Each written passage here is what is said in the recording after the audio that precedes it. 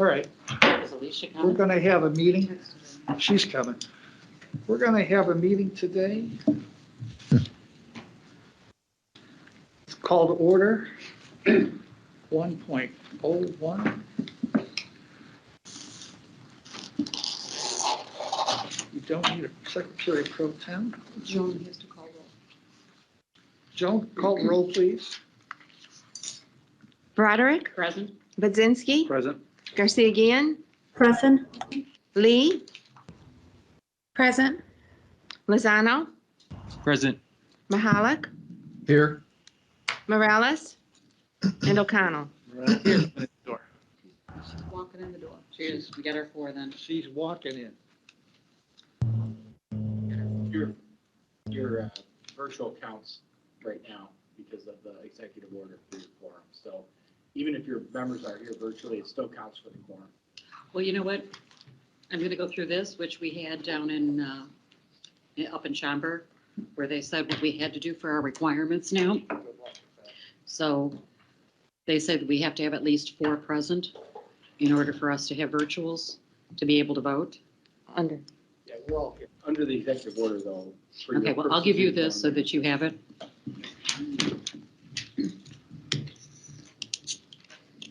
All right. Let's have the pledge. Kelly, how about the pledge? Pledge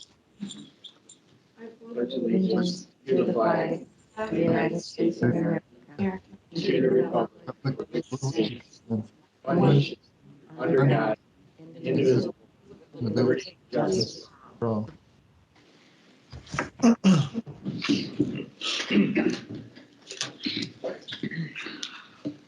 All right, do we have any public comments, Joe? No request to speak before the board, Mr. Chairman. Okay. 1.1, business reports. 1.1.1. Chairman O'Connell, I would like to invite Roxanne Venegas. She is attending virtual. She's here this afternoon to provide the annual update to the board on the Business Enterprise Progress Report. Roxanne? Thank you. I'd like to start off by thanking you for this opportunity to provide a Business Enterprise Program update for fiscal year 2021. And before we celebrate our successes, let's take a look at the Act itself. The Illinois Business Enterprise Program for Minorities, Females, and Persons with Disabilities Act is designed to promote the economic development of businesses owned by minorities, females, and persons with disabilities. The Act applies to all state agencies and state universities, which includes the Illinois community colleges. There's a 20% goal for the purchases of commodities, equipment, and contractual services for certified BEP businesses. The BEP certification itself takes place through the Illinois Department of Central Management Services. And the legislation breaks the contracts that apply into 3 different categories. So they have state contracts, which are all of the contracts that are entered into by any public institution of higher education, regardless of the source of funds. Construction contracts are broken out, and professional services contracts are actually broken out into 6 different categories that you see here. Professional services contracts are typically contracts with highly skilled individuals. The original guiding principles looked very much like this. We have our 3 types of contracts: state, construction, and professional services. At the time, only the state contracts were broken down by ownership type. We have 11% for minority, 7% goal for female, and 2% goal with companies owned by a person with a disability to make our 20% goal. Legislation has been updated, and this is now mirrored for construction and professional services. JJC is in full compliance with the Act. We adopted a board policy in October of 2016. We implemented procedures in November of 2016. We've appointed a liaison to the Business Enterprise Council. This is typically the college's Senior Director of Business and Auxiliary Services, and I'm serving in the interim. We also file an annual report with the Illinois Community College Board, and we've done this every fiscal year since 2016. Some of the efforts that have been put into increasing utilization as far as our procedures go include adding verbiage to our solicitation documents, which encourage the participation of BEP certified vendors. We've also added forms into our construction bid documents that allow us to account for BEP certified subcontracting. We've added a BEP classification section to the JJC vendor form so that we can capture this information in the Workday ERP system. And we've also added a BEP vendor designation to the RFP evaluation matrix. So this is used as criteria to select the awarded proposal. Community outreach is really important to us. We've revised the JJC webpage to provide more information on the BEP program. We've met with numerous local minority vendors as well as some local civic organizations to explain the college's procurement process and how they can get involved. JJC is also a member of the African American Business Association, which is an arm of the Joliet Chamber of Commerce.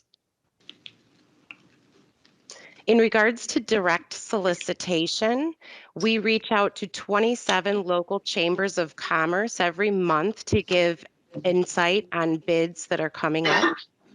We also advertise within the Joliet Herald newspaper, as well as the Chicago Crusader, which is a minority women-owned business. We utilize the BEP vendor database, and in fiscal year 21, we invited over 16,000 certified vendors to participate in nearly 40 solicitations. We received 72 bids from BEP vendors in fiscal year 21, and 15 of our contracts were awarded to a certified vendor during that time. Now, keep in mind, when we awarded these, some of the work actually takes place in future fiscal years. As far as supplier outreach goes, we also participated in the University of Illinois Systems meet and greet with goods and services firms in February of 2021. And what we found was that virtual events were more commonly available starting in fiscal year 22. So we've already participated in quite a few of those. We're members of the E&I Cooperative. This is an educational purchasing cooperative that has a supplier diversity program to develop relationships with diverse businesses.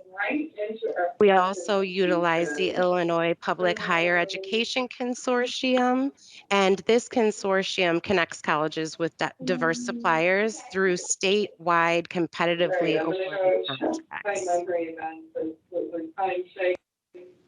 Joliet Junior College's efforts to increase utilization resulted in a $312,000 increase in procurable spend with certified vendors from fiscal year 20 to fiscal year 21. So we're very excited about that. Just taking a look at the numbers on the left-hand side of the screen here, we have the fiscal year 20 BEP spend and the various categories that our spend fell into.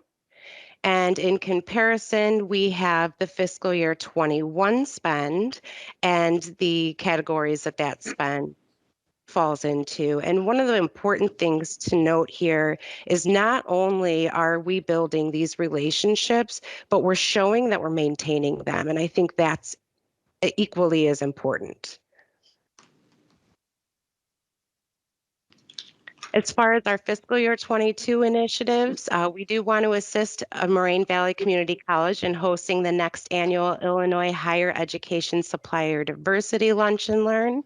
They're looking at hosting this in spring or fall of 22. We're actually meeting with other community colleges, other state agencies, and we're discussing success stories to see if we can implement some of those things at Joliet Junior College. We're participating in virtual supplier diversity events.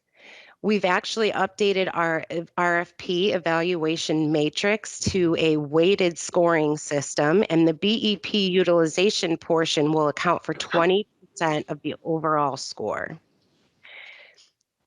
We also are updating our bid document verbiage for some legislative changes that are coming through, and it increases the aspirational goal from 20 to 30% for all categories, with the exception of professional services at this time.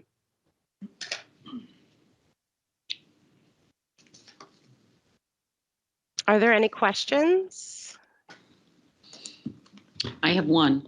Roxanne? Sure. As far as we are constantly opening up training if they need to come in for advice on how to be able to apply, because I know we hear a lot of that we want to make sure that we're inclusive of all races in our bidding process. So we do open it up for everyone to be taught or, have questions answered for that. Yes, so we're pretty open. We get calls and emails from vendors all the time. We try to connect with the Small Business Development Center to provide more formal training.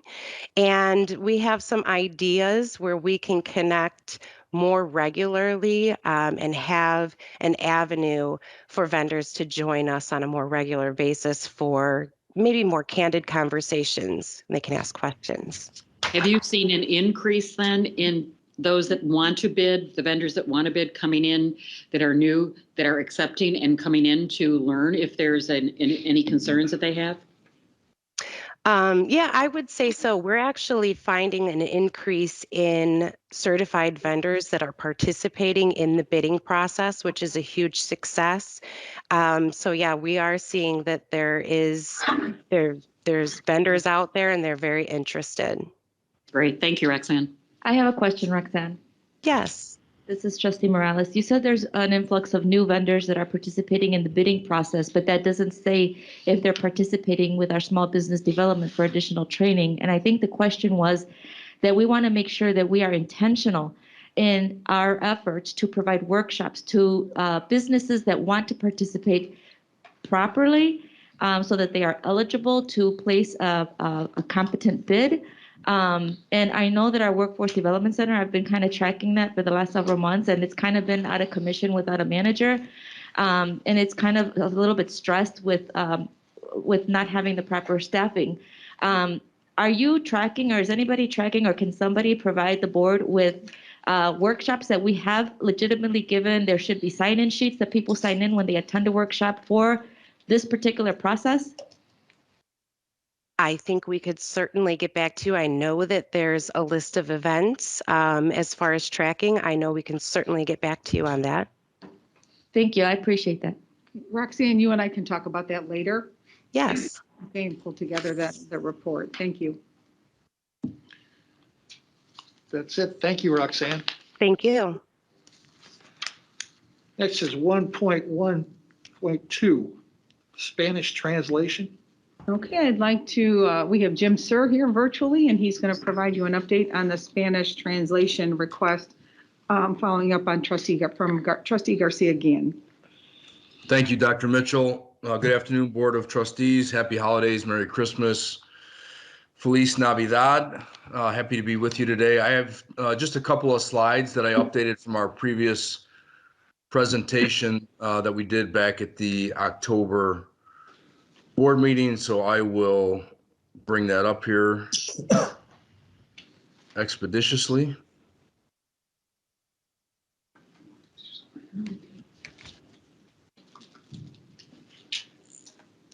All right, can everybody see that? Mm-hmm. Kind of. Well, and you have Okay, a so- handout in front of you this afternoon as well. So from the last meeting, this was our summary of costs and the solutions that we have in place. Today, the items with the green check marks are things that we are providing in support of the monthly board meetings currently. We are doing the live translation and captioning in Spanish. Currently, we have been doing that for the past few meetings. By way of a live update, we currently have 4 viewers on the live Spanish caption currently for this meeting today. So 4 for today's meeting are currently on the live caption in Spanish. That's great. So we did some additional research based on the request for live Spanish audio translation.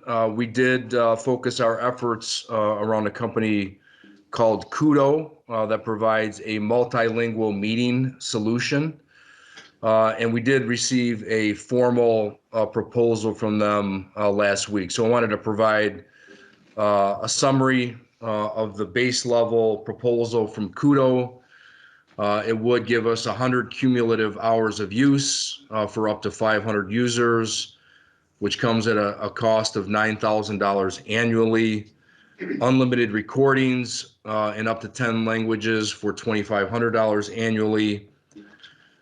This bundle comes with 50 hours of interpretation services. That would be a cost of $11,500. I would estimate this to be probably an annual cost. But as you see in my, as noted by the asterisk there down below, interpretation services are pay as you go.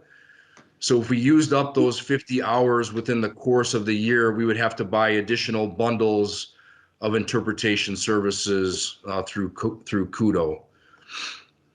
So for every meeting, we would have to schedule a live interpreter, and then those hours used would go against that $11,500 up to 50 hours.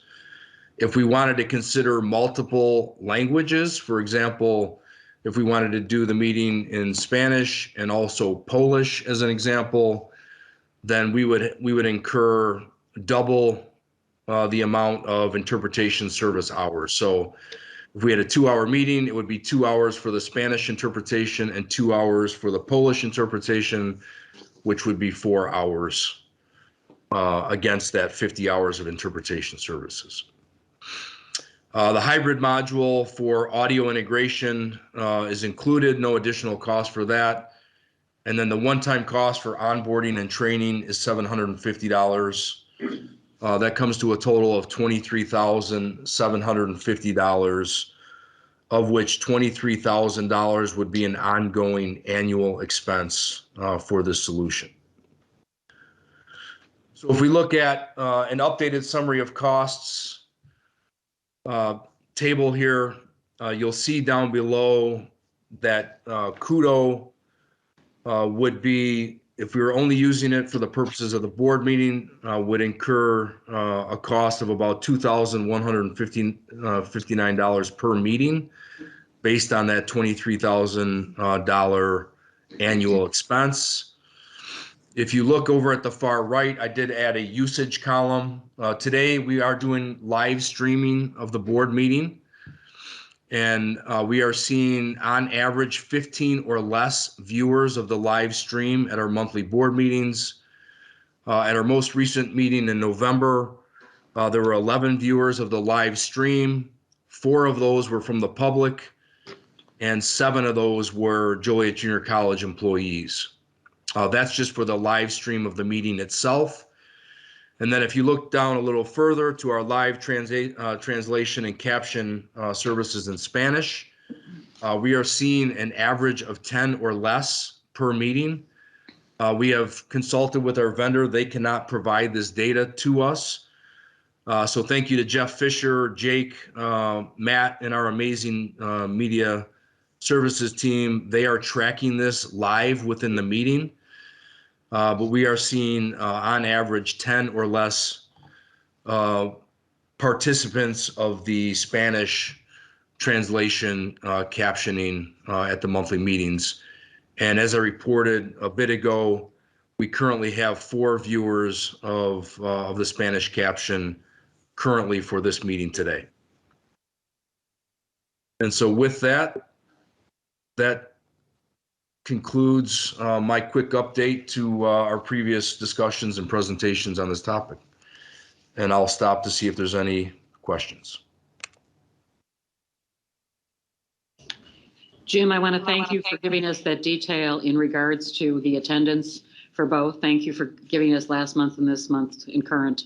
Thank you. This is Trustee. Thank you, Trustee Broderick. Sorry, go ahead, Jim. No, go ahead. I just said thank you to Trustee Broderick. Okay, perfect. This is Trustee Garcia Guillen. Thank you for doing all that research and providing information about the service that is available. I was looking at the website as well, and they have a lot of different languages. I think for some of the bigger meetings, they can provide up to 32 languages per meeting. Of course, I don't think we will need that at this point, but it's something useful. And thank you for giving us additional information about the numbers of people that are looking at the live stream. Again, this is with limited promotion. So if we did promote it heavily, then we would have more people, but this is something that would be very beneficial and an investment to make sure that community members get basic information about things that are going on. I did have a question. How could we implement it? If we decide to go with Kudo, how can we implement it if we did have in-person meetings? How would that feature be available for community members? If it was in person, we would just do what we're doing today. Just like today's meeting, you have some participants in person, you have some virtual, and we would provide, we would have the ability to provide the same services that we do today through a variety of means and technologies that we use to do that today. So it really wouldn't be any different. We just have to provide the same technology solutions and support. We have a team of excellent professionals in our media services department that support the monthly board meetings, and we would continue to provide that support as we do today. Perfect. And then the service could potentially be used for other features, other programs that we have at JJC as well.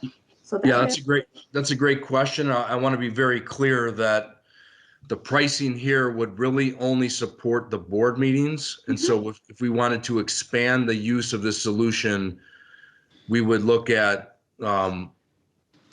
probably doubling this cost here on an annual base to the college. I just want to make sure that I'm clear that the current solution is really specifically for the board meeting, and that if we wanted to expand the use, we would probably at a minimum double the annual expense to the college. Okay, and it makes sense if we're using additional hours. So thank you for all of that information. I have a question, Jim. Sure, Trustee Morales. So the Kudo, you said it was about $23,750 of services for approximately 50 hours of interpretation? Correct. $750 of that is a one-time expense. $23,000 is the annual ongoing expense. Okay, so if we do that, and if it's 50 hours for the year, it's divided that by 12, it's 4 hours and 16 minutes per month. Do they have an option where if we don't use all 50 hours that the price would be reduced? I think, I don't know if I put it on the previous slide, but Those hours would be carried over to the next year. yeah, the hours not used would be carried forward, like Dr. Mitchell just said. Okay, but we're locked into that price regardless, so there's no way that the price would reduce if we didn't use all 50 hours then? Correct. Okay, well, I think $23,750 is an excellent investment.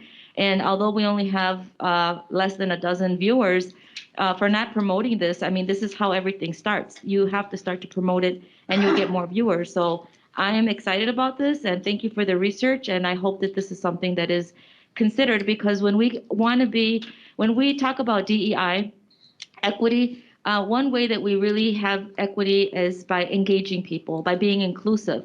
And what's the best way to be inclusive is by making sure people understand and that the communication is there. And if we're offering it as, America's first community college, we are definitely pioneers. And I think this is something that if no other college is offering it, I think it would be very fitting for us to start this. Thank you. Any other questions? No, so Chairman, I would need a recommendation from the board. This would be something we'd have to bring back in January for formal approval. Yes. Obviously, it'd be multi-year, so it would exceed our bid threshold, process the sole source. And so if you're interested in that, I would have my team prepare for January 19th. That'd be good. Thank you. Thanks, Jim. Thank you, Trustee O'Connell. Next, we have 1.2. Moment of silence.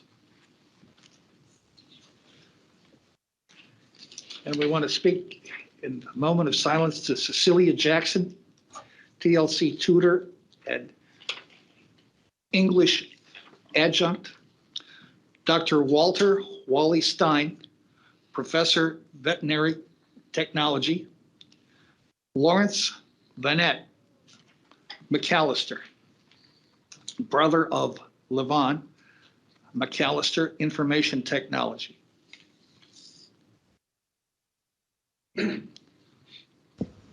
I would like to add Asher Beerley, a 12-year-old who committed suicide over the last week.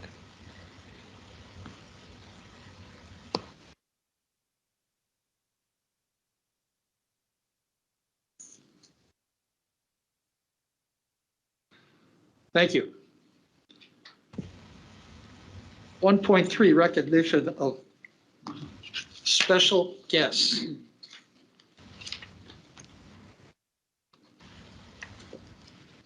We have no special guests. 1.4, selected reports. I don't know that we're going to have any selected reports today. 1.1. You are? This is Bob Marsink. I'm here. Okay, good. Dr. Marsink. Yes, I'm sorry. I didn't mean to interrupt you, Chairman Connell. That's okay. I thought my bald head was on the screen. So, first of all, I was intending to have a very short presentation, but I will try to keep it. It will be short, but a couple of things have been said in during the meeting that I want to comment on. One is, we would definitely like to support Spanish language access to these meetings, especially translated, not just translated, but yes, live translations. I'm sorry. I definitely agree with board members Garcia and Morales that one of the things that we probably need to do more of is to promote this. And I think once we do that, more people who know about it, I think we will get more people will be tuning into it. And again, and I think as they both said, that's how these things get started, and I think it's very important. And I don't want to step out of my lane because I'm not a grant expert, but this just seems like an area where there may be some grants available for financial support, and I would love for. And I'm sure the institution is already looking at that. I just wanted to toss that out there. It just seems like something that we're talking about, something that is vital to a community, that there should be some grant money out there to help support getting this, at least getting this started. So we'd like to, so I did want to say that. I also want to comment very quickly on two of, first of all, the moment of silence is difficult every month. There were two faculty members. One is an adjunct and one is a full-time faculty member who are on that list. Cecilia Jackson was a longtime adjunct on here, a wonderful lady. And she will be missed in the English department. And Wally Stein, who another full-time faculty member, was here for quite a while. He was really helpful to me over the years, worked on the insurance committee and really helped to shape some things that are really helpful to everybody on campus. And he will also be missed.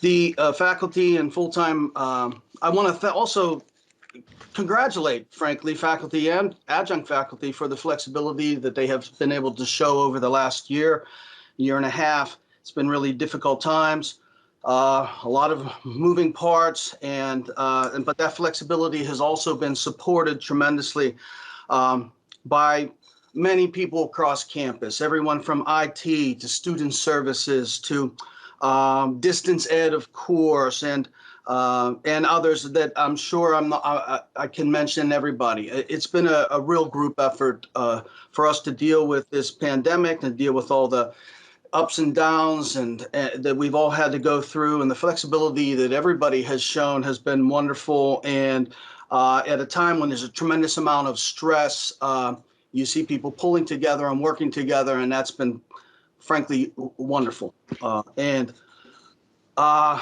losing three faculty members who have asked to are retiring. I'm sorry. Two of them are leaving, assuming they're approved, or are leaving at the end of this semester. One is Tamara Bertoli and the other is Greg Foster. Tamara actually was in an office beside me has been in an office beside me for 25 years. She's been a very, very good English professor over the years, and she will be missed. And Greg, who I didn't know quite as well, has really got our welding program going, and I want to thank him for that. The other person on the list is not retiring until the spring, and I'll have a lot to say about Dwayne Stonich when that does come about, and they'll all be good things, believe me. And finally, the holiday. I want to wish everybody a happy holiday. I hope you get to spend it with your loved ones, and I hope you get to relax, and I hope everybody regenerates, and we come back in 2022, and it's a new world. So that's all I have for you today. Thank you for the opportunity to address you as always. Thanks, Bob. Appreciate it. Thank you, Doctor. We're hoping for that new world. 1.4.2 Adjunct Faculty Union Report. So I'm actually here as well. All right. Fortunately, if I had to come to campus, I wouldn't have been able to get there, but with this arrangement, it worked out just fine. So I don't really have much of a report. I just want to say, we're wrapping up the semester, and everybody, as Bob said, everybody has worked together really well to make things work, and that's much appreciated across the board. We're all looking forward, I think, to a little less screen time, a little more time with family, and a little more maybe sleep. So I want to wish everybody a very happy and healthy break and holiday, and look forward to seeing everybody again in January. And I appreciate the opportunity to speak to the board as always. Thank you. Thank you. 1.5.1. Approval of the minutes of the regular meeting, November 10th. So moved. Second. It's October 20th, though. What's October 20th? You said October 10th, October 20th. It's November 10th. I think in the board book, it's October 20th, and maybe a typo on that sheet. Yeah. Well, let's not quibble about that. So is it November 10th then? No, I think it's just for the clarification of the motion. The motion is to approve the monthly meeting minutes for the October 2021 meeting. Yeah. So moved. Second. Go ahead, Joe. Broderick, Aye. Budzinski, Aye. Garcia Guillen, Yes. Lee, Yes. Lozano, Aye. Mahalik, Yes. Morales, Yes. and O'Connell. Yes. 1.5.2, review of board retreat notes, November 3rd, 2021. So moved. Second. Go ahead, Joan. Broderick, Aye. Budzinski, Aye. Garcia Guillen, Yes. Lee, Yes. Lozano, Yes. Mahalik, Yes. Morales, Yes. and O'Connell. Yes. You know what, excuse me one second, Attorney Bucket, there's a typo in the board book because the minutes to approve are actually dated November Yeah, 10th, that's what but the board book has a typo, it says October 20th, so I think to be correct, yeah, we need to can- approve the November 10th Let me minutes. just pull them up really quick here.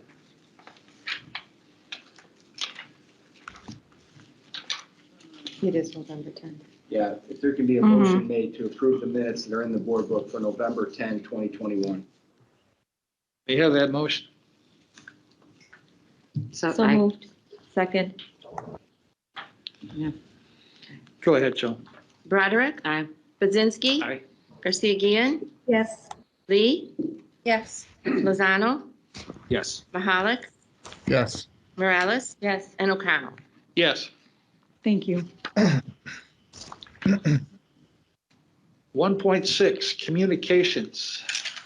Any communications, Ms. Tierney? No further communications, Mr. Chairman. 1.7, motion to approve discussion of roll call. No, 1.7, approval of agenda. Approval of agenda. So Yes. moved. Second. Go ahead, Joan. Broderick, Aye. Budzinski, Aye. Garcia Guillen, Yes. Lee, Yes. Lozano, Yes. Mahalik, Yes. Morales, Yes. and O'Connell. Yes. 1.8, approval of the consent agenda as presented. So moved. Second. I ask that 8.2 be pulled.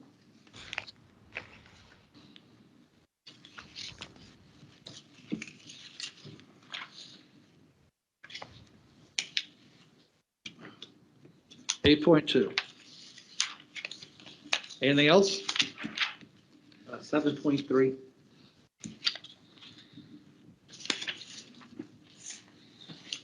Which one? 7.3. Okay, that's not on the That's not consent on agenda. consent agenda. It's not on the consent agenda, but Yeah, that's just up for first reading, trustee. yeah. If nothing else, Joan, can we have a motion? Could we have a motion, please? Garcia Guillen, Yes. Lee, Yes. Lozano, Yes. Mahalik, Yes. Morales, Yes. Broderick, Aye. Budzinski, Yes. and O'Connell. Yes. Attorney Buck, I have a correction to the agenda. I just noticed 2.1.1 should have been stricken. I'm not sure why it wasn't green sheeted. So is that okay? Which, 2.1.1. President recommends approval appointment of Dean Applied Arts and Workforce Education. That was supposed to be pulled, and I'm not sure where the green sheet is.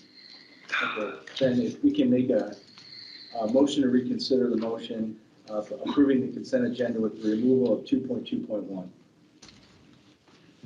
So moved. Second. Yes, Joan? Morales, Yes. Broderick, Aye. Budzinski, Aye. Garcia Guillen, Yes. Lee, Yes. Lozano, Yes. Mahalik, Yes. and O'Connell. Yes. Thank you. All right.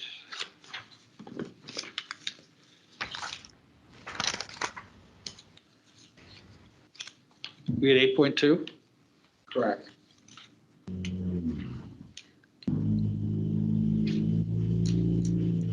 Okay. 8.2? Need a motion first and a second. May I have a motion?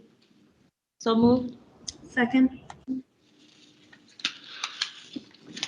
Joan, please. Discussion? I think there's discussion requested on 8.2. Okay, Yes, thank you.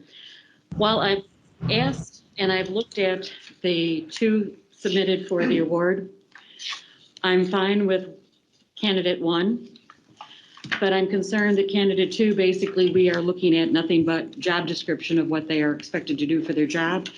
I don't see any outline of categories of things that have been done and awarded during the service, whereas on 1, we saw a full list of all the volunteering that they did. On 2, I don't see that list. I just see an employee that's glorified the job situation of this person. And looking at the other candidates that were considered on this list, I feel that we had someone that went out of their job situation, and really that award should have been given to another person, not this one that is being recommended. So I'm not supporting it because I feel that we're doing nothing but supporting somebody that is job description wise that she should be doing her job, and not that she's gone out. I can't tell what she's done to gone out and do. So I don't feel comfortable with that. And I had asked in an email to please provide us with all, because just hit or missing with this, and we've gone around this before, I think we should have been entitled to see all the qualifications instead of just with the package prior to, as I had asked prior to, when the first email came out. Okay, and Trustee Broderick, with all due respect, I know we said we would send additional information in the packet and to respond by last Friday, so I hadn't heard back, so I had assumed that everything was okay. I can also speak on behalf of the committee, and I know we have 2 board members that serve on that committee as well. And there was a great deal of conversation at the table regarding all of the candidates and the names that were submitted. And obviously, this is a confidential conversation, so I have to be very careful with what I share. But, you know, with the dialogue that took place and that transpired, did address, you know, many areas. And so I'm going to turn to both trustees who served on the committee, and again, reminding them that the names are confidential. But if you'd like to share your input about those conversations, and I see Trustee Garcia nodding her head, so if we want to begin with her.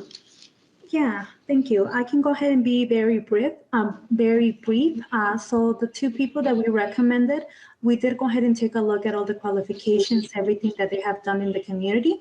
So based on, and again, we had an excellent amount of people, candidates that were really involved in the community and everything else. But at this time, based on all the conversations that we had, those 2 people that we have on the list would be our recommendation as a committee as we move forward. Thank you. Oh, go ahead. Sorry, Trustee Lee. Sorry. I can be pretty brief as well. We all did have a lengthy discussion about the candidates, and as we decided, overall, everyone agreed that there was maybe according to the rubric, you know, some candidates may have scored higher than others, but our gut feeling was that another candidate who maybe just because of the way that their nomination was written, because some people only go off of the written nomination and don't look any further into the candidates. And so with just the written nomination, some may have scored lower on the rubrics, but we decided to go with 1 candidate who scored really high on the rubrics, and 1 candidate we chose who, with our gut, we would have chosen had the rubric have been a little bit different. And we all came to that consensus and we're happy with our decision, and I stand by it as well. I guess my concern falls back into that it tells you in the rubric that you're supposed to confirm all this. How, when you're looking at the nomination, and I know that nominations have been thrown out because they didn't have all the qualifications. I don't see all the qualifications met of the service that's identified. So I'm not in the same alignment as you are of supporting this person. So, I mean, I'm going to be honest with you that the first one I'm okay with.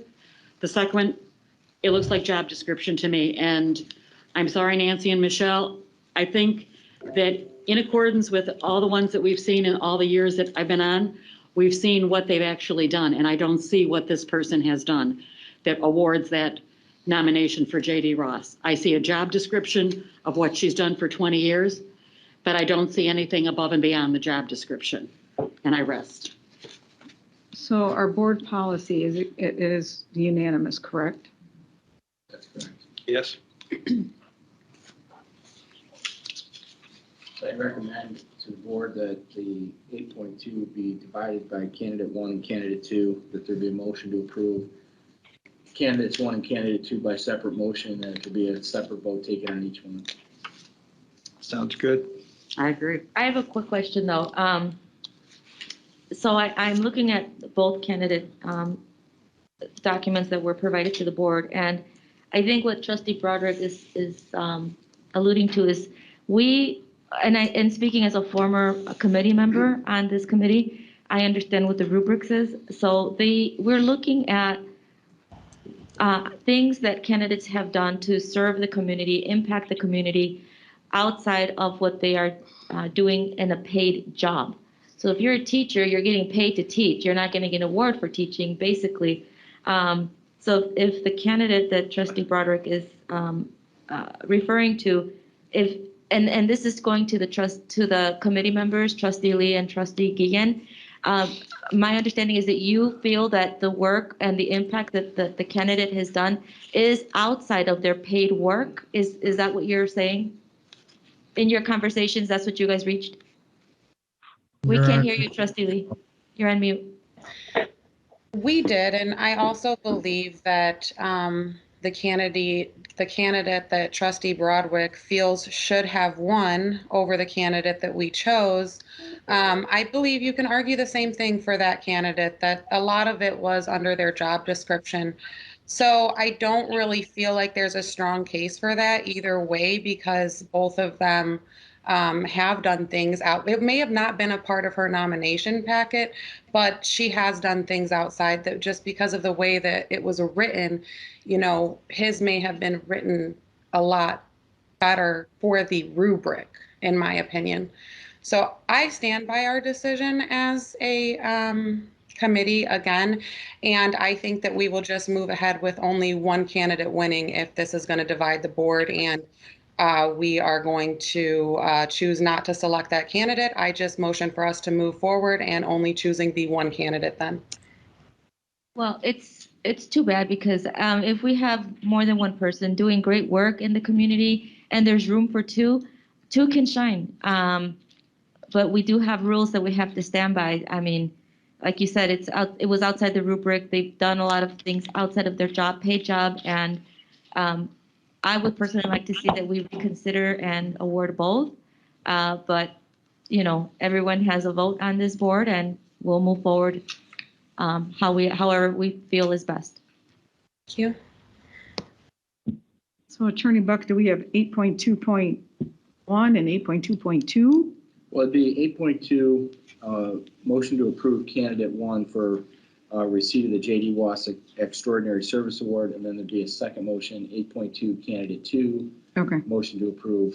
So just by way of verbiage for the minutes, is there a motion to approve under 8.2 candidate 1 for recipient of the J.D. Wass Extraordinary Service Award?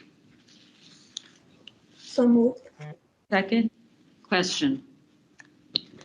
How do we know which one is candidate 1 or candidate 2? I don't have those materials. If you don't know which one it is, then that's going to be a problem. Based on your conversation, Well, because it I don't looks as participate in though those discussions, I the assume. male is number 1. Yeah, if you want to do male and then female, that does not disclose, you could do Because it that. hasn't been disclosed on here who candidate 1 and candidate 2 is. Well, because the recommendation was for both. So again, we have to be very careful with releasing the name. So I recommend male and female. Was in your discussion, Trustee, are you referring to candidate 1 as the male and candidate 2 as the female? Does everybody on the board understand that candidate 1 is the male and candidate 2 is the female? Yes. Okay, so we'll use that label of candidate 1 being the male and candidate 2 being the female, and that motion would stand. Thank you. So we need a roll call. Yeah, there's been a motion and a second. Joan, please. Garcia Guillen, Yes. Lee, You're muted. Yes. Lozano, Abstain. Mahalik? Yes. Morales? Yes. Broderick? Yes. Budzinski? Yes. And O'Connell. Yes. Okay, then there'd be a motion under 8.2, candidate 2, to approve the recipient of the JD Extraordinary Service Award, JD Ross Extraordinary Service Award. So moved. Second. We have a motion. We have a motion. We have the roll, please. Garcia Guillen? Yes. Lee? Yes. Lozano? Yes. Mahalik? Yes. Morales? Yes. Broderick? No. Budzinski? Yes. And O'Connell. Yes.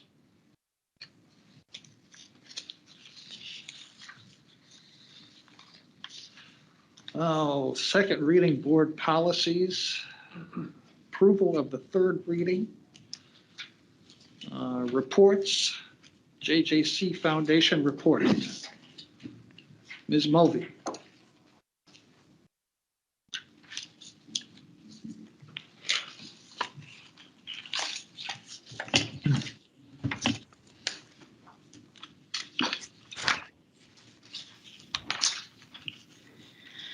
Happy holidays on behalf of the JJC Foundation Board of Directors and myself.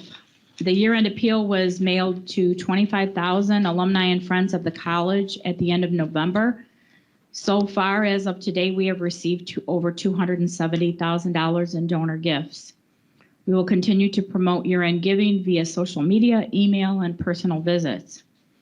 The 2022 Foundation Sponsorship Campaign solicitation materials were sent out yesterday. We have already received a sponsorship gift from Hollywood Casinos for $10,000, from Leggett Architects for $2,500, Citco Lamont Refinery for $10,000. And when I left the office after I'd written the report and sent it to Joan, $1,000 from Henry Brothers. So we're pleased that that is kicking off and hopefully very successful.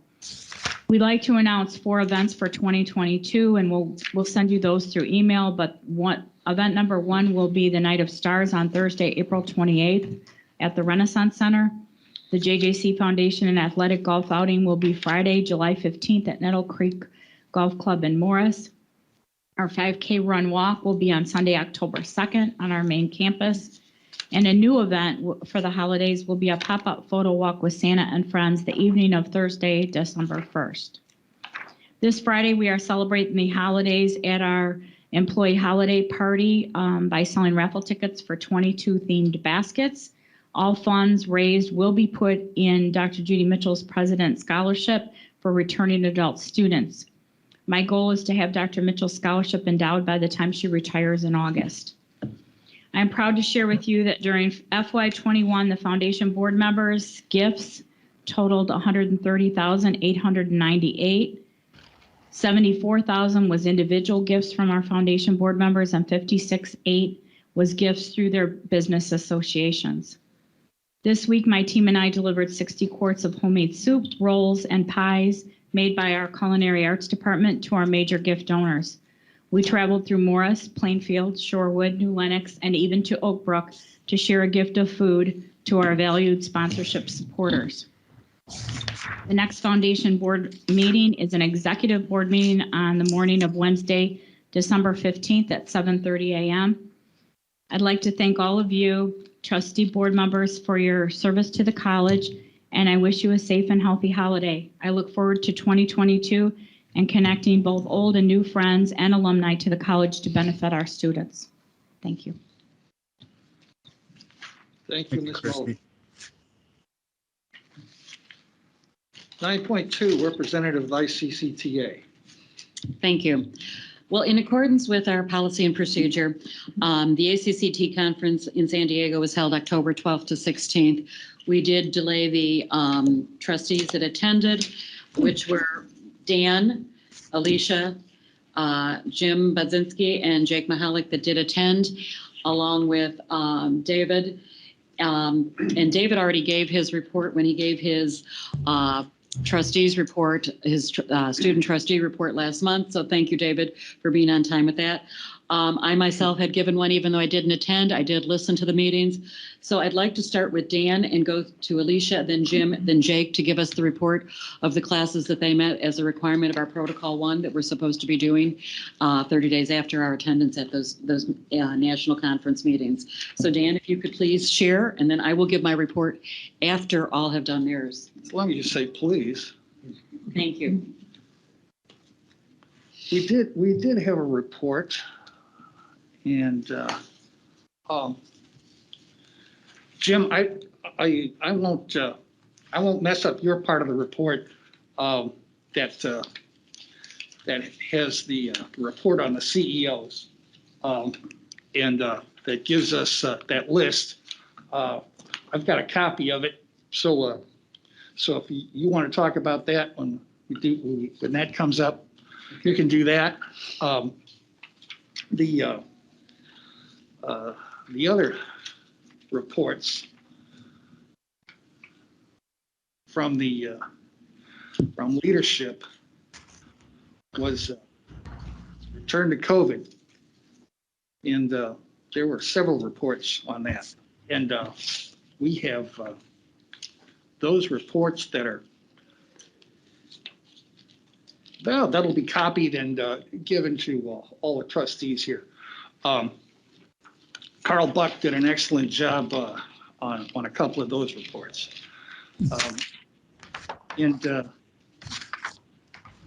Let's see, there were several other things here that are worth noting. And one of those that I wanted to allude to was one to be noted is the Disability Resource Center and Service Center work to support veterans. That was here for Salt Lake City, and that report I will note and have a copy of that and report it. It was also how effective policy governance, employees leadership during crisis.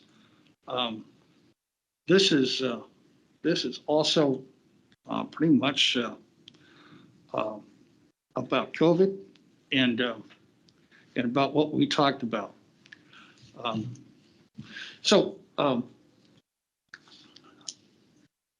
Jim, if you want to talk about that. I can just do my whole presentation if you'd like. Okay, yeah, that's good. Go ahead. So one of the first conferences I went to was for new trustees and first-time attendees, which was just an overview of how to navigate the different sessions. And they helped us select the different sessions we would like to see. The ones I focused on that were most important to me in my position here as a board member was the presidential search, the board of trustees and the president working together, and the assessment of the president. The first session I went to after that was hiring a president during COVID. And although this was not what I expected based on what was listed in the program, it was done by Monroe Community College in New York, and they did a complete hiring and search to hire without ever seeing the candidate. Everything was done through Zoom, and the president was already selected before she made her first trip to the campus, which I found kind of incredible to make a commitment like that, since she came from Minnesota and went to one of the snowiest places in the world, which is Rochester, New York. Of course, Minnesota isn't that much better, but still, she made a commitment based on everything she had done through Zoom. One thing I did like what they did is each time they interviewed somebody without the candidate knowing, they were sending Uber Eats to that person's house. So they were getting a full meal shortly before their interview, which I thought was kind of cool. So you guys can interview me all you want. The second session I went to was building a strong partnership through assessment and evaluation. That one hit home here at JJC for us. And, they made us really sit back and ask ourselves, what direction and expectations do we have for the president? And the one embarrassing part was, does the president know what those expectations are? And I thought, since I've been here, I think that's something that hasn't been clear for our president. Are the expectations clear and understood? We don't know because we haven't really set them at this point. and what is our process? And that's a process that we now have a couple committee members working on. Chairman O'Connell has identified the committee members. This process is at an early stage. And we do, well, because of some unforeseen health issues, we are a little bit behind where we'd like to be at this point. Went to another session that was the role of a trustee, and I won't list everything because it was a hour-long session, but one thing that stood out was the oversight and monitoring using an established assessment process, which we're going to be working on. Supporting is our main goal is to support the president of JJC. And I just asked myself sitting there, does she know we support her, and in what way are we supporting her? Protecting the reputation of not only JJC, but the president, the board of trustee, and all the staff. We're in a lot of spots out in the community where people are going to ask us questions, and it's important that we do protect all members of the community that we work in here. Active listening and interaction skills was one of the things they highlighted on. We had to be careful not to let opinions get in our way. We're one of many with equal input. All views are welcome, and do not monopolize the discussion until our point is heard. And then again, respect the chair, vice chair, and secretary positions. The second part of that one was actually the board's role itself. And again, I won't go through every single one of these. We govern as a whole body, not as an individual. We are to focus on strategic planning and leadership, policy making, not administering. Publicly support the president at all time. At the same time, hold the president accountable. Fairly evaluate the president, monitor the successes and deficiencies of the college, and know the financial status of the college. Understanding the president's role, I took a couple notes on here, although, again, that presentation was not necessarily for me, but the mutual respect the board and its role, engage the board in policy level discussions, make recommendations that include analysis and options, and publicly support the board. Another one I went to was another interaction between the trustees and the president. And they use the term boundaries and swim lanes, and I like the word swim lanes for us. Board members act as the role of a board member. We must stay in our lanes. We do not take on or assume any function of the president or the staff. We do not share the information with the public that has not been communicated by the president and her staff, his or her staff. We don't promise action when approached by constituents, students, or staff, just as we don't expect the president to influence our decisions as a board. In the boundary portion of it, they talked about audience and face-to-face meetings. Meetings with the president and staff must be requested in advance. Like all of us, the president has many things happening at one time. It is disrespectful of each other to demand or assume now is a good time to talk. This included phone calls, unannounced visits to the president's office, time before and after board meetings, walking to the car, etc. They didn't put anything in about texting, but I'm sure that also would apply. The trustees and presidents should recognize each other's need to debrief individually after board meeting and not to start side meetings. We can all say goodnight 5 times before we get to the car, which is normally common. And then they said to ask, do you have a moment? Can you set aside time for tomorrow is a better way to approach some of those topics. And then one thing I will tell you about the conference, Saturday morning was not a good time to have any sessions. With people chasing flights, the dress code is quite different. Some are half asleep, walked into the meeting late. But the one session I was in, and I was in with Mr. O'Connell, which is one of the things here that was an eye-opener. I looked right at him when they started talking about this, but they listed candidates for a president's position. And they said the number one question that the candidate will have, and one of the most important things a new candidate will consider, is what is it like to work with the Board of Trustees? And the lady, and I don't have her name written down here, but she basically said this meeting and all the previous meetings we had, we are being interviewed by the new president. The president's going to look to see how we interact. How do we support each other? Do we listen to each other or talk over each other? Do we even hear what the president is saying at times?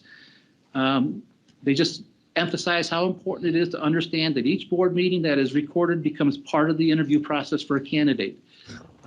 They mentioned that in almost every search, the candidate has gone back and watched as many board meetings as possible to gain an understanding of the board with the current president, or board interaction with the current president. So what does our interview look like? Are we professional? Do we dress professional, behave professional? Do we have a professional atmosphere in our meetings? Do we show respect for each other during the meetings? I put in here for us, needs improvement. We have some embarrassing moments in our past. Do we actively listen to the trustees, the presidents, and the presenters? Again, I think we can do a better job with that. It is important to understand the impact of our recorded board meetings on the public's perception, student opinions, and those actively seeking positions with Joliet Junior College. And that's what I have in my notes. They didn't say, but she alluded to the fact that there were many people that stopped considering a college based on what they've seen in board meetings. And I don't want to let us have a good candidate drop through the cracks because of something they watched on, our recorded sessions. Agree. Thank you, Jim. It was very detailed and very appreciated. Alicia? Sure, you ready? thank you. Absolutely. So it was a very interesting conference. It seemed like they really focused again on, I shouldn't say again, on equity, diversity, and inclusion. And it's not some new thing that we're all jumping on the bandwagon. This is something that we should always have in the forefront of our mind, to always be inclusive, diverse, especially to be equity focused. There were several workshops. I'm going to just, to respect everybody's time, I'm going to go over some of the ones. I don't want to repeat some of the ones that we attended, they've already mentioned.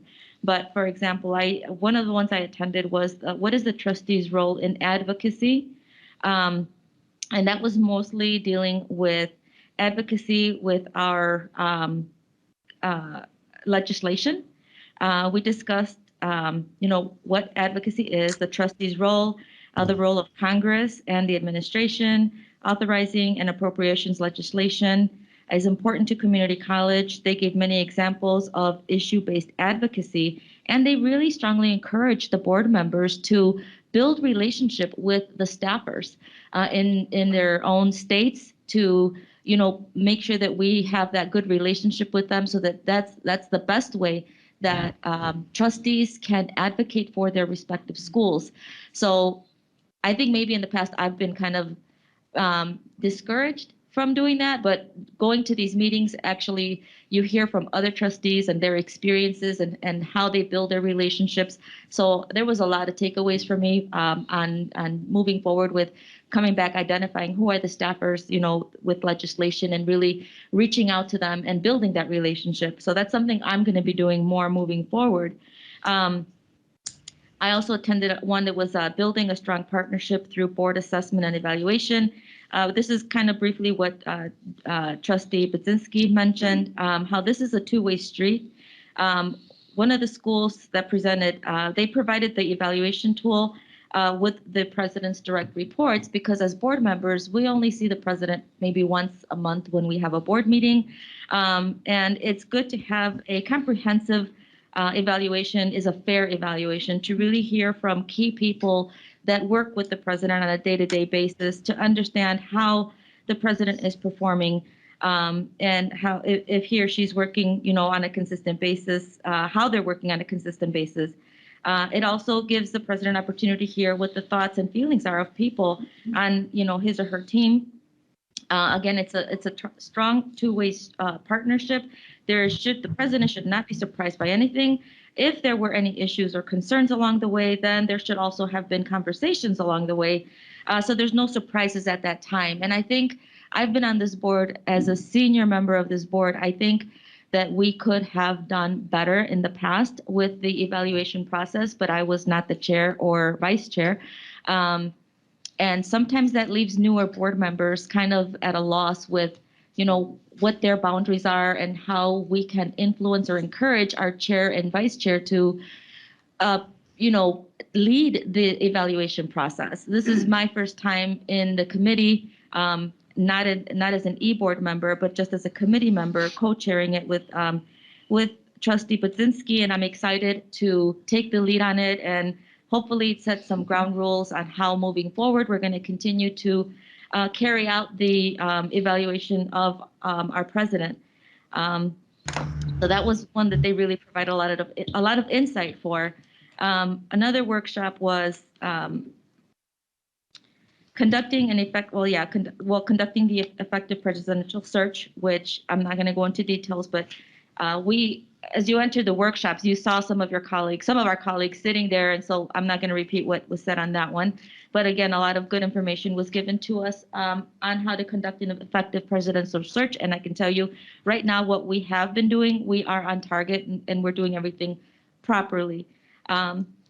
Another workshop was discussing partnerships about equity, educating skill sets and not so much degrees. The school I have to give credit for that presented was Pima Community College. They stated that their board focused on data-driven equity and outcomes and relevancy. They have centers, what they call centers of excellence, to make sure their curriculum is moving at the speed of industry. They asked themselves if they are transforming their community. Because they know that they cannot do it alone. They are a part of a much larger ecosystem in terms of how they are going to uplift their community. And I think that's a question that we all can ask ourselves. Are we transforming our community? Are we working well with all of our partners, our K through 12 and so forth? Some of the questions that they asked, for example, they don't refer to their students as students. They're now using the word learners. Are we serving all of our learners? They stated that the board had tasked them to ensure that they were integrated, and so the chancellor has shifted Pima's face in the community. The chancellor hired a vice president of workforce and strategic partnerships to ensure that they were responding to their external partners. The Pima workforce is not silent. It's not off doing, as the continuing ed division, doing contract training, but workforce is integrated into all of the elements of the college. Ultimately, what a community college does, whether they serve on the transfer side, whether it's the degrees and certificate or micro credentials, their goal is to give their learners opportunity to ensure that they will be fulfilled in a living wage job. The goal is to have workforce. To have workforce is on everyone's mind. They're also involved with the National Coalition of Certification Centers.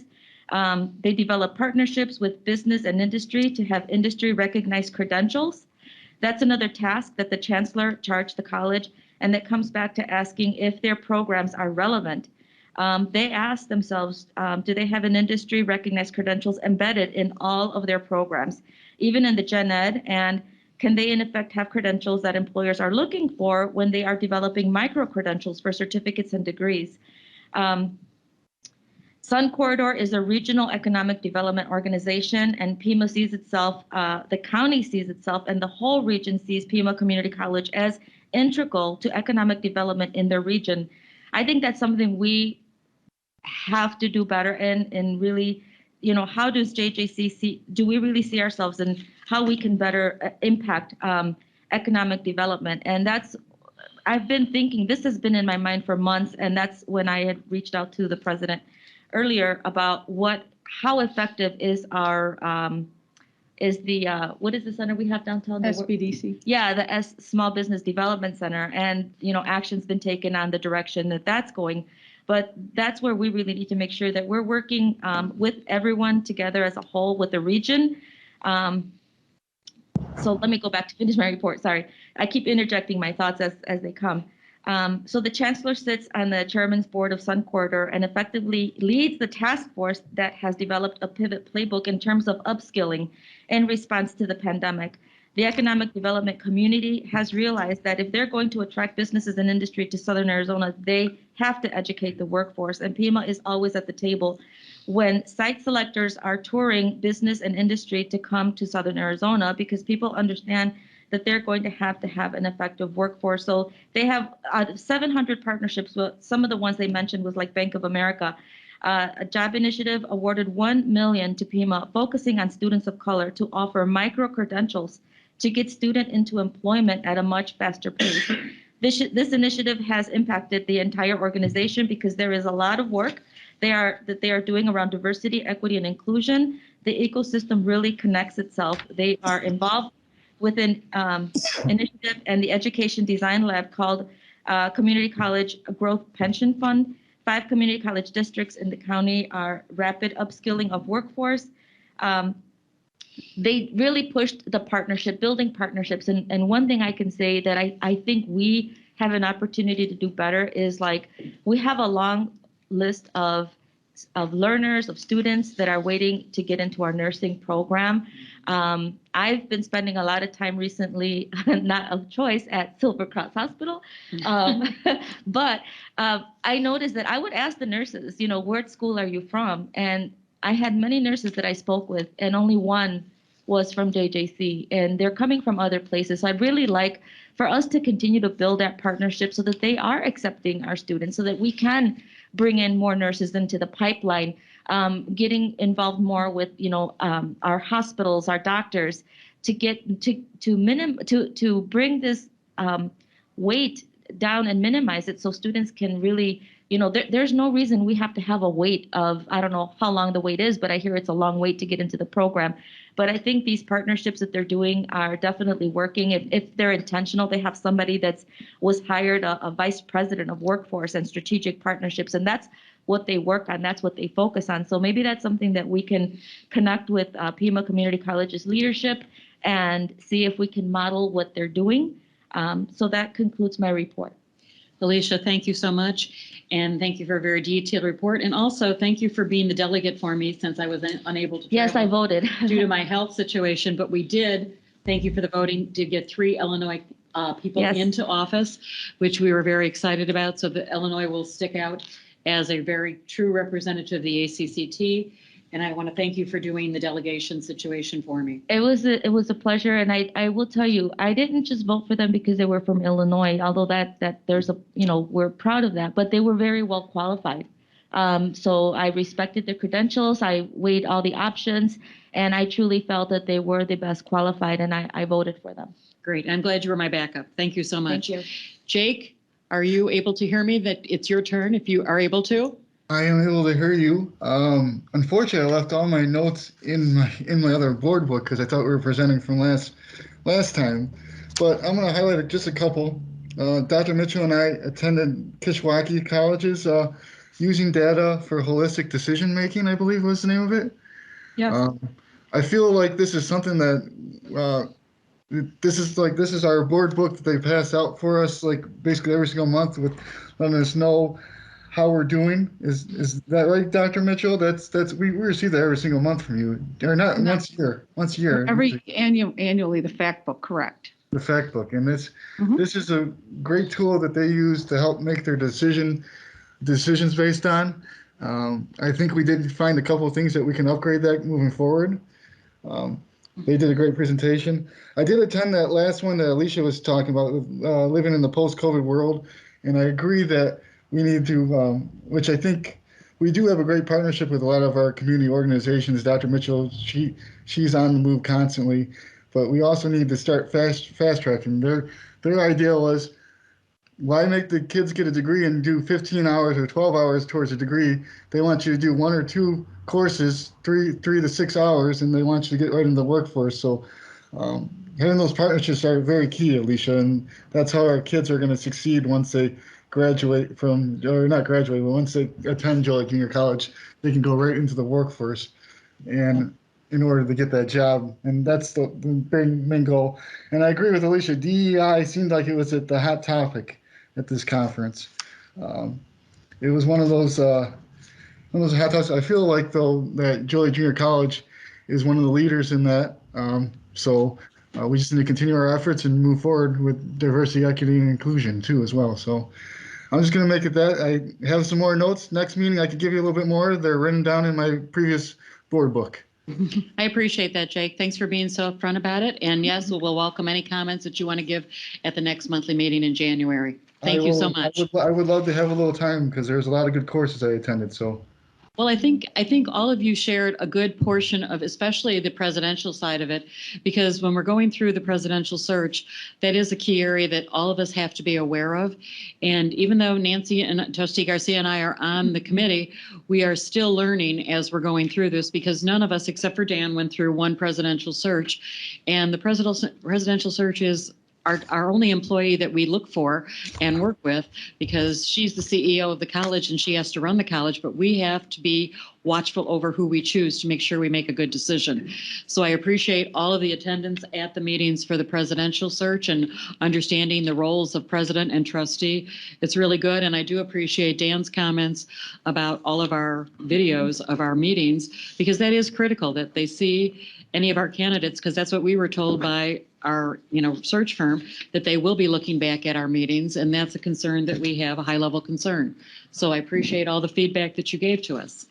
I'd like to now interject that on November 11th and 12th, we had the quarterly ICCTA meeting up in Schaumburg, Illinois. It was a great meeting, great roundtable. We had several things that I'm going to read because I wasn't able to print from my computer yesterday, but we had several topics that we talked about. What techniques are you using to increase enrollment and reverse the trend of people not? And we had all the colleges, we had 21 colleges that gave their responses. And I'm going to give a couple things. $600 bonus for 16 credit hours. They thought that that was going to help. Money saved by moving classes online, transferred to marketing. Staff and faculty are calling for non-returning, non-registered students, so faculty are calling. The focus on older students was there. And I'm going to give a copy of this to Dr. Mitchell so she can see what all of the participating colleges were doing. They talked about the Promise program, partnering with local business to create job pipelines. Dual enrollment was a big issue. It's up 50%. That's helping increase enrollment. Textbook loan program. College employees serve as high school navigators. This was something that was very interesting. As navigators, they are in the school continuously with the high schools. And I know that when we, elected to have Dr. Farmer as the EVP and get Dr. Mitchell out more, that was something that I brought up. And all the schools were excited to learn that we were taking the steps of doing an EVP to get our president out, to do more encouragement of enrollment with our communities, with our schools, with our high schools. They were thrilled because some of them have chief of staff. Some of them were like, we're going to start thinking about the EVP. So just want to let you know that that was my contribution as part of it. But Dr. Mitchell, I will give you all of the other contributions that were in there that they provided to us that I think were very, very positive. The next one that we talked about was, with the increased emphasis on vocation technical training opportunities, what new curriculum or investments are being made by the community colleges to meet the demand? And some of them were said certificate programs built around high demand skills with jobs, business incubators, newly constructed dome theaters, manufacturing centers are waiting for capital development funds, new programs in drone technology because drones becoming huge, new programs in electric vehicles because that's becoming a big issue too, renewed focus on trade school programs, Facebook building a data center in the college district, new programs in healthcare, EMT training, new programs in cannabis and digital video, new courses on mental health, because mental health is now becoming a very big trigger word. Everybody's hearing mental health more than they ever heard. Partnerships with local manufacturers and area employers involved in design of new manufacturing centers too. The last question that we had are COVID issues. What are community colleges doing about compliance or non-compliance with COVID mandate? And there was a lot of division, but our program, the Cleared for Four, seems to be what STEM to be one of the popular ones that we and two other community colleges are doing, and there's great success with it. Others are divided. 99% of their staff and 89% of on-campus students are in compliance, but now they're trying to figure out how to mandate and monitor that. And this I will share with you. One online faculty member has refused to comply with one of the schools, and that's caused a little bit of a legal litigation because they're trying to keep that person hired, but yet they're not following policy that's been established by the board. I mean, it was a great roundtable. Then in the afternoon, and this I would like to give to Joan and have her copy and give to all of you. It's you're on the board, now elevate your game. This was given by Robin Schwartz, law firm Robin Schwartz. And honestly, all of you guys should have come to this. This was a great, great meeting. It went through parliamentary procedure, Robert's Rules of Order, the order of business, and how you do that into your meetings. How do you intertwine Robert's Rules and the Simplified Rules of Parliamentary Procedure? And Carl should get a copy of this too. It simplified the rules of parliamentary procedure. It addressed voting rules and how you can vote. It simplified ranking motions, common ranking motions to take a recess, to reconsider, to lay on a table, to call the question, to postpone, to amend, to adjourn. These were really interesting on how they identified what we're able to do and what to call a question is, because a lot of time a discussion will go and go and go, and all of it focuses back on the chair and the chair's responsibility. And the chair needs to have a full focus on parliamentary and Robert's rules to know that if one of us as trustees is not following the rules, we are called out by the chair. The chair is the only one that can call us out. Nobody else can. We are to address the chair at all times because the chair controls the meeting. And we went through the roles of the board chair. And may a trustee attend a meeting by video conference or call? There's requirements that they listed pre-COVID and then during COVID and past COVID, if there's ever a past COVID. Conditions to address the board. Here's something that I really felt that was necessary for us to focus on and be aware of.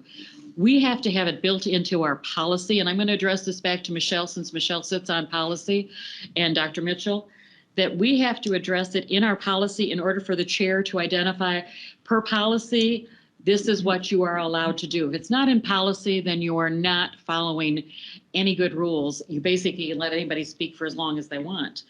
And it's mandated that you have to have it built into policy so that the chair can then recognize what the policy is, that you can get up and you can speak for 2 or 3 minutes on the topic of whatever, as long as it's written in your policy. So they give the conditions to address the board.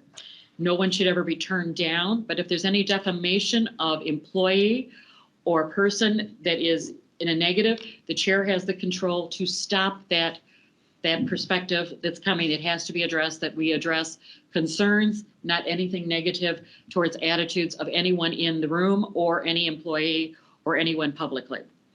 They gave us case studies on public comment, which were really good. They identified on how to vote when there's a roll call vote needed and when there's just a simple, everybody says yes and there's no roll call taken. They gave us board traits. They identified that they said what our positive board traits are: fiduciary, legal, financial, master plan, strategy plan. We are supposed to be the oversight, the leadership, board planning, board evaluation, committee structure and use, culture of accountability, culture of forgiveness, principal disagreement, and respectfulness at all times. Negative board traits are micromanagement, bullying, disregard of chain of command, undermining our professional staff, self-interest, personal attacks or personal agenda, meeting disruption, unprincipled disagreement, unprepared, reactive, intimidating tactics, dominating leadership, and finger pointing. None of that should exist. We need to keep the positive board traits at all times going. They identify conflict resolution and how to prevent it. And they give us the stages and how to maintain it. They gave us stage 1, stage 2 on how to do all of that. And it was very inclusive for 4 hours that I think all of you would have enjoyed it. And our next meeting is in March. And we are going to have another informative meeting with more for the board trustees. I'll make sure all of you get the dates so that if any are interested in coming just to the one-day meeting, you're more than welcome to. You can sit at a board roundtable if you want to, because we're seeing more of the regular board trustees coming now to that, and we're encouraging more involvement from any of the trustees besides the delegate. And then you stay for lunch, and then after lunch there's usually a 2 to 3 to possibly 4, which we had a 4-hour program. Very informative, and I want to thank you. If you have any questions, please ask away. If not, thank you. So you, just to be clear for the policy committee, you want it to be addressed how long a person can speak? Is that, I just want to make. Well, I think Carl's got the listed a lot of things, and I just wanted to make sure the top things that you were most concerned about, or you can email me what you were reading. Well, this whole thing will be sent to all of you. I'll have Joni send it to, I'll give it to all of you. But I think Carl knows from the legal perspective what we were talking about at several meetings before this. Yeah, I think that's coming out of the board retreat. So I worked with President Mitchell. We made a revision to the policy 1.45, which addresses your Robert's Rules of Order in the board meeting. I've given a copy to the chair to review, and once we get it as good as we think we can get it, then we'll put it to the policy committee. So Trustee Lee, you'll get that draft. Right, so Trustee Lee and Morales, if you recall, that was the one that I asked to pull in the last committee meeting, stating that we were working on it. So you'll receive that for the January 5th, January meetings. So are we good, Michelle, then? Yes, I just wanted to make sure that we were clear because you said you wanted to refer something. So I want to make sure that. Yeah, and I think I spelled that out more so because when it came through the presentation, that was a big area of questions from all the trustees on what and how to handle it. Because we find that if we have a lot of public comments and we don't do timings and that, our meetings could go possibly 2 or 3 hours. As one board shared, they went 3 hours because the questioning kept going on and on and on. And it was a lot of redundancy, but yet you still have to allow for public comment. So I think with those considerations taken into you know, known understanding now, I think we can let Carl and you and as the policy deal with that then. Yeah. Thank you. Next. We got I'm good, thank you. 9.3, student trustee.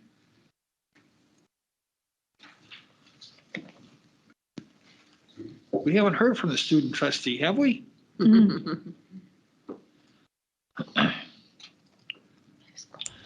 we'll go to 9.4, building and grounds report. Here's the student trustee. He is here. All right. All right. I do like the shirt. Oh, thank you. Thank Joan for that one. Dr. Mitchell.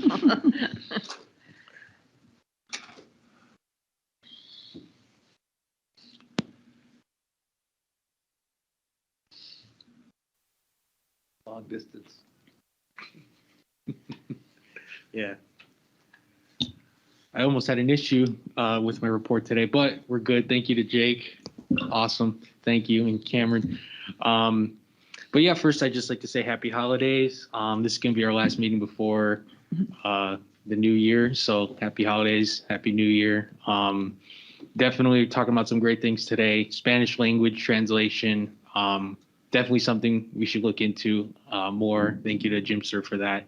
And you know, in terms of grants, definitely, you know, maybe Dr. Mitchell would know more about this, but I know the HSI grant, maybe that could be used. I'm not sure, but that's something to look into. But yeah, no, it's been quite a semester. So a lot of things have gone down, great things. And yeah, let me just get into this. So first, I'm going to talk about Meet the Student Trustee, the cookie decorating event. Man, I can't see. Goose Chase, Student Government, Stress Relief Week, the Blazer, and OSA free meal kits. So for my Meet the Student Trustee event, as you know, I've been kind of going out, trying to meet students, trying to engage with the student population.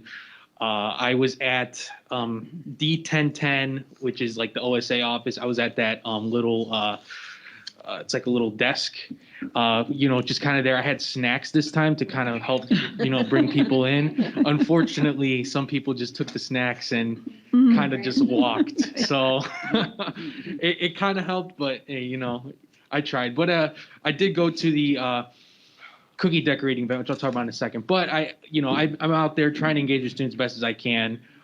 Again, the halls aren't as crowded as they used to be, but I'm still trying. But the cookie decorating event was kind of an opportunity to meet some students after that. So actually, right after my Meet the Student Trustee event, that cookie decorating event was like right after. So I just went. Again, I was like, oh, this is an opportunity for one, make a cookie and eat something, and meet some students. So yes, I made 2 cookies, by the way, and was able to talk to some students. A lot of them really didn't have any super big concerns. A lot of them were just kind of stressed out with finals and a lot of the credits they were enrolled in, things like that. So that was kind of just the kind of the talk of that. But I was able to meet some students. It was a great kind of event for relaxing, especially with everything going on, finals and things coming up. And then, Goose Chase we have going on right now in OSA. That's and if you don't know what Goose Chase is, it's kind of like an app that it's scavenger hunt kind of based. They give you challenges on a daily basis to kind of complete, and you get points. And then there's kind of a roster, and whoever makes first, second, third place, they win a prize. So that's been going on. A lot of students are involved in that right now, and that's been engaging the students virtually. Some things are be like, take a picture with a Christmas hat on, or, what's your Christmas tree look like? Things like that. That would be like an example of something that would be on that scavenger hunt. So that's been going on. Stress Relief Week has been going on this week. Unfortunately, I have not been able to attend. I've been so busy, but this is kind of, again, kind of a before finals kind of event. They're all in person, as you can see. They're all on campus. And again, another week opportunity for students to just relieve the stress, get ready for finals. And I think it's great. Especially as Trustee Broderick was saying, mental health is a big thing nowadays. And, we're working. I think JJC is doing a great job at it. We still have work to do, but we're doing a great job so far. So this is just one great example. And then we had the transfer pizza party hosted by Honors Program and PTK. As you can see, it was kind of a, kind of the end of the year kind of thing for people to meet. Again, food was involved, so, it probably got a lot of people. I was not able to go, but I had some friends that went. They said it went very well. They got to eat pizza, meet people from the Honors Program and PTK. So that went down. And then student government, again, we're continuing to meet. Just wanted to say thank you to the JJC Police Department for, helping us with October. So thank you for that. And it was successful. And I think definitely going to do it again next year. And then another Blazer got released. Go ahead and check it out. One thing I'd like to highlight, though, is cross country men's national champs. There we go. I think they went to, I believe it was Georgia, if I'm correct. And they won nationals. So that was great. That's one article. So shout out to the Blazers crew and Dr. Marsing for that. Fine Arts Department, the Laramie Project. I was able to go see it virtually. I wanted to go see it in person, but I couldn't. I had some things going on. I had an early Thanksgiving that weekend with my family. But again, very, very good performance from our Fine Arts Department. I really enjoyed it. I was able to see it virtually. I think it was I believe I saw it on the 16th. Again, went very well. Very proud of our JJC Fine Arts Department. And keep doing great work, guys. I saw it. I was watching you. You guys did awesome. And then OSA free meal kits. Again, for food insecurities, feeds 4 to 6 people. Then there's a gift card in there for non-perishables. I believe pickup was December 10th on main campus for that. So again, we're still continuing with that. With the free meal kits for food insecurities. But yes, that concludes my report. Just some things before I conclude, just some things to kind of look forward to in spring 2022. I have a survey coming out hopefully pretty soon. It went through the cabinet and everything.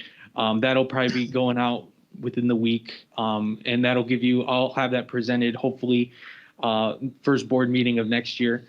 Kind of give an overview of how students are feeling, any kind of problems they faced during this semester, but some things they expect.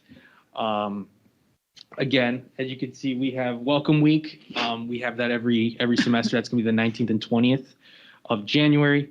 And then we also have MLK events, Black History Month, wellness speakers, especially with the Active Minds Club. They've been very active. And again, mental health is a very important topic right now.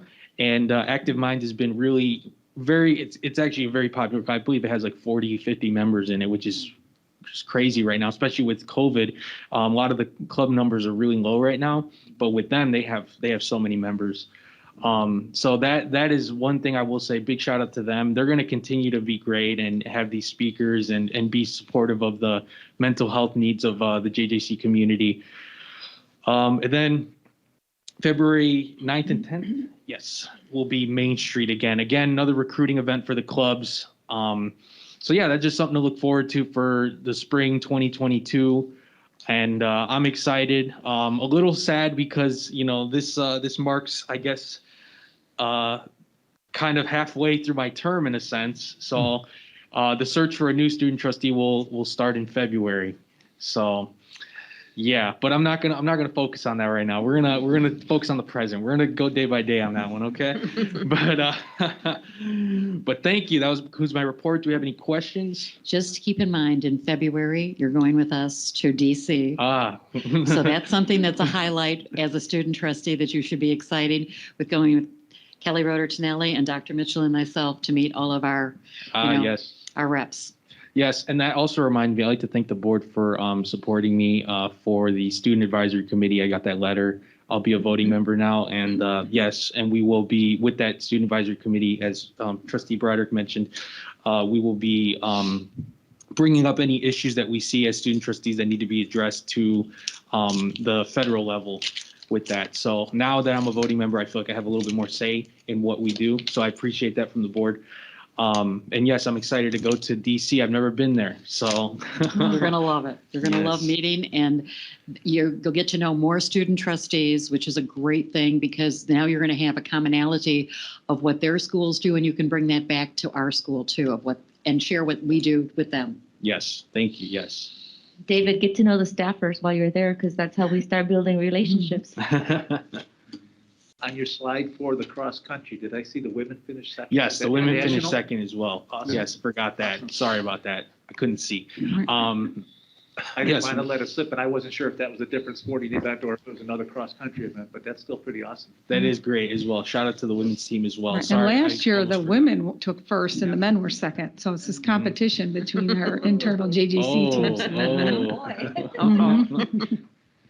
But yeah, so thank you for mentioning that. Sorry about that. But yeah, any other questions? Thank you very much. Thank you. Thank you, David. Good report. Thanks, David. Thank you, David. Now we can have the buildings and grounds report. Absolutely. So the December project bid that's coming up, I think we're going to be voting on it next month, is the upgrade of the HVAC building automation control system. I believe we received a grant for $125,000 for this, but it was a little bit more. It's $12,400 more. I think that's going to come out of, is it coming out of the O&M, Dr. Mitchell, or is it, which fund is that coming out of to cover that? For the HVAC? For the HVAC, for the vet tech. Yes, O&M, I believe. O&M, so, but that's pretty good for $125,000 was paid for, received. Update on the CDV project for the elevators in J building. It looks like the end target date would be August 2022 for this. We're going to actually start one of the elevators, I believe, in March, and then the other two should be completed by the end of the summertime. In design, we have the repair leaking A building storefronts, and these will be brought to. I believe these all will be brought to the board probably in the next couple of board meetings for approval. And then we repair the D&G roofs, and chilled water piping insulation supports, the air handling units replacement projects, the CDV issue design proposal, parking lot improvements, and we'll move Fiscal Lab for the cybersecurity for North Campus. Updates on a couple of projects. City Center, the light towers are still on back order. It looks like we're going to have a target date of February to get those in, hopefully get that completed. Respiratory Therapy Lab, it looks like it's doing really well. It's almost complete. I guess we're just waiting for those new doors to be manufactured and delivered. If you guys recall, last month I told you a couple of the doors did not match, and so we said something, so now they're going to replace those doors at no additional charge to us, I believe. The campus police station is coming along very well, and the bridge connecting from J to T building is still in design mode, since we all discussed that and think that may be a good one to hold off and wait on. Workday is going well. Dr. Farmer presented today at the B&G building. The student recruiting and admissions project, part of it is pretty much up and running, and now we're starting phase 2, which with major modules include registration, advising, financial aid, course catalog, class schedules, student financials, grading, and transcripts. But it sounds like everything's going pretty smoothly with Workday. And I'm glad that we switched to the system because it seems like there's been a lot of good opportunities. We have gotten a lot of applications online through Workday in order to, they're being processed as well, which is nice to see a good influx of applications to attend Joliet Junior College come in. So with that being said, that's all I have for the B&G report. Thank you. 9.5, Board Policy Committee reports. Michelle and Alicia. Trustee Lee, you want to give a report on that? Sure. So I think the most notable thing that we have right now is it was up for first read today, and that is the policy amendment policy, and which created the policy committee. And I just want to re-go over so that we're all on the same page. It states that all Division I policies will be reviewed by the Board Policy Review Committee prior to an internal review. Anything that is non-Division I policies will be reviewed with an internal review and the Board Policy Review Committee. And non-Division I policies require input from college, various college resources, and so that is why we have those separated depending on the division. Going forward, now that we have the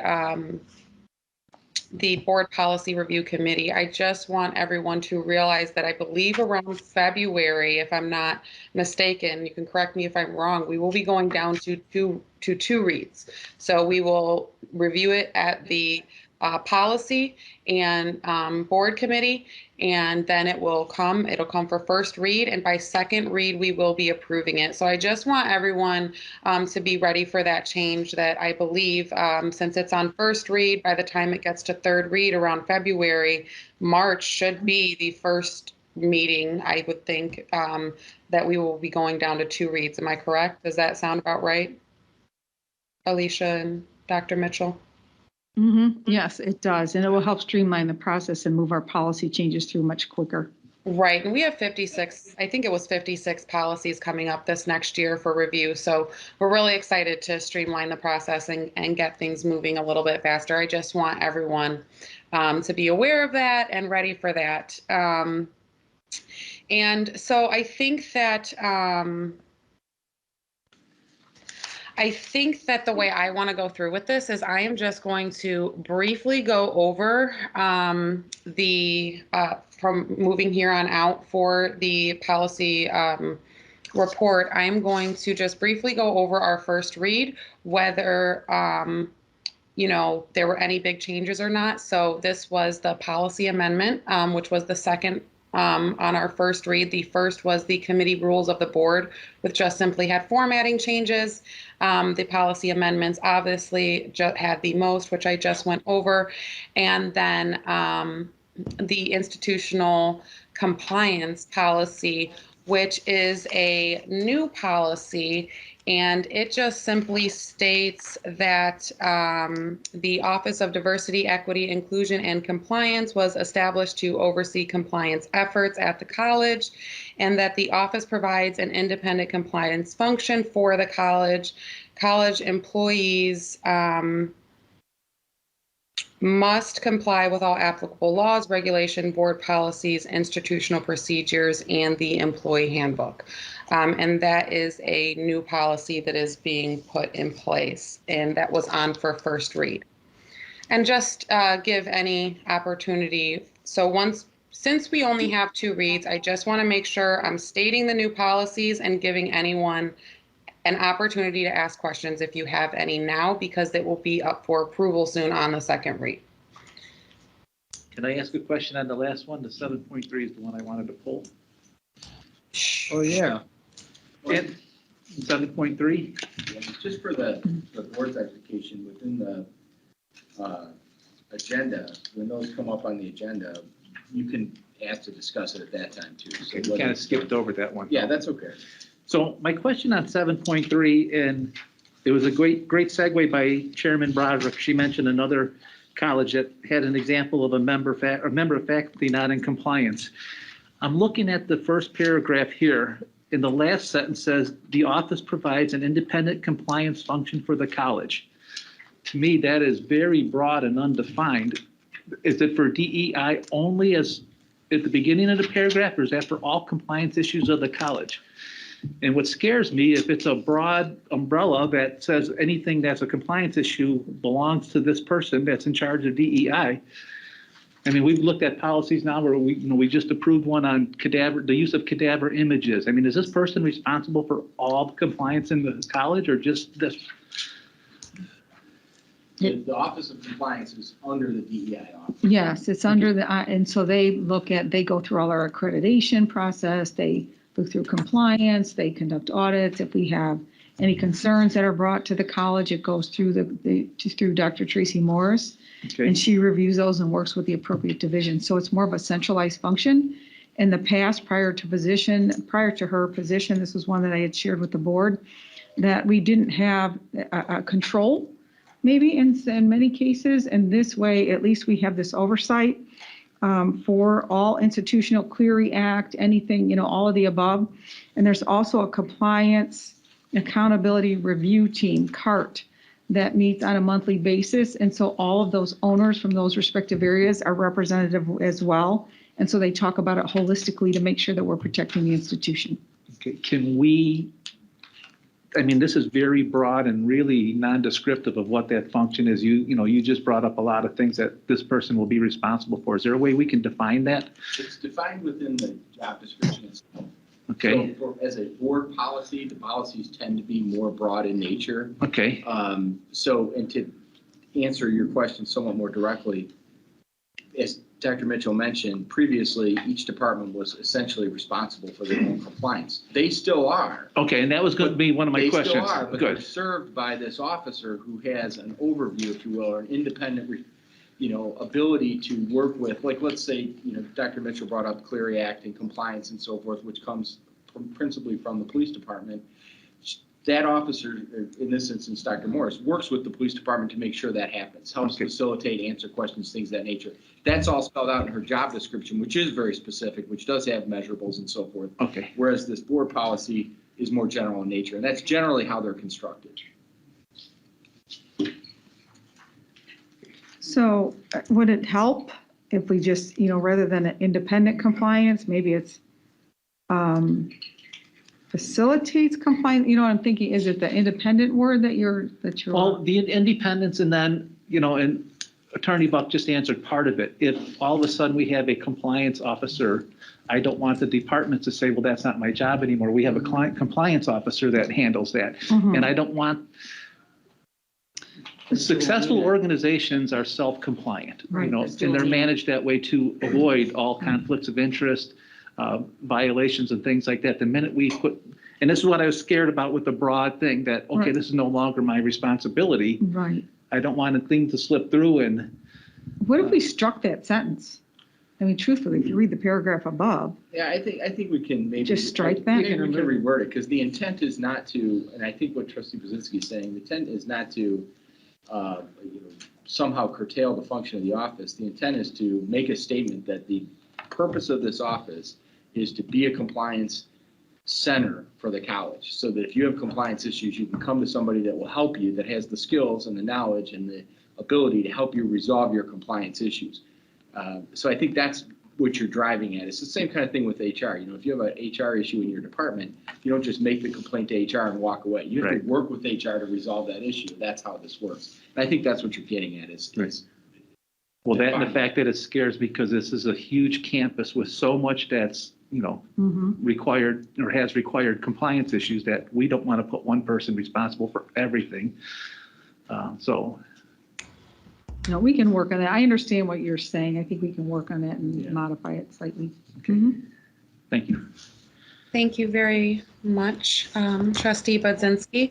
So I'm only going to go over the second reading just for the purposes of the fact that we do still have 3 readings. So VESA was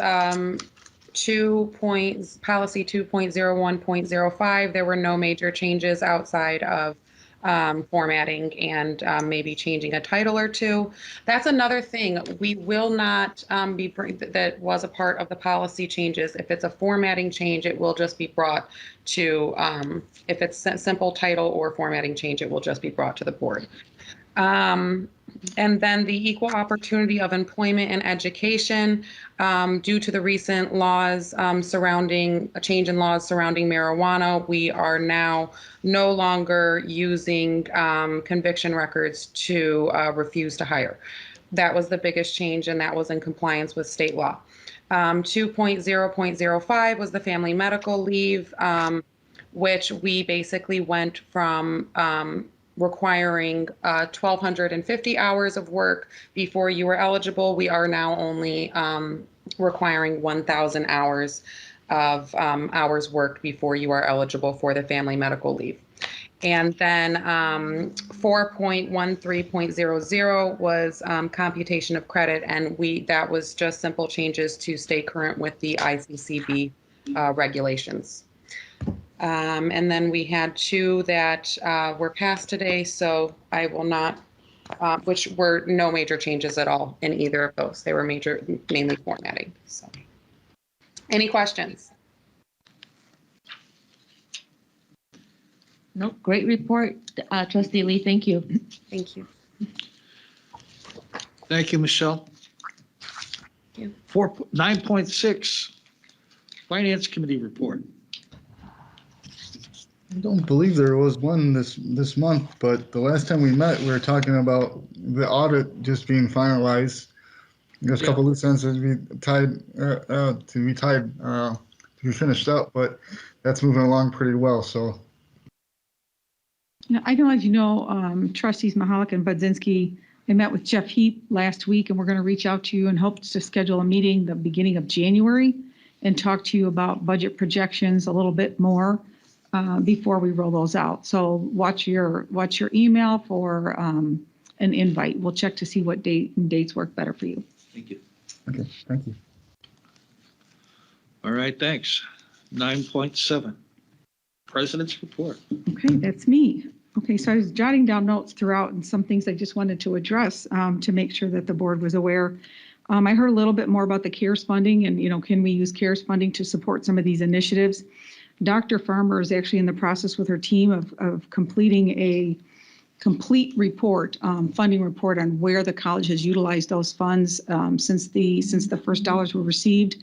That will include institutional projects as well as those funds that have been awarded to students.